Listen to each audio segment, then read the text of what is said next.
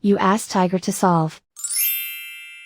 This deals with linear equations with one unknown. The final result is x equals 120.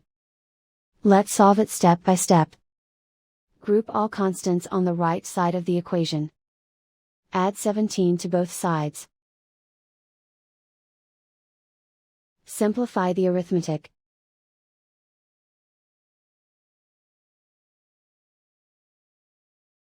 Isolate the x. Multiply both sides by 5. Group like terms. Multiply the coefficients. Simplify the fraction.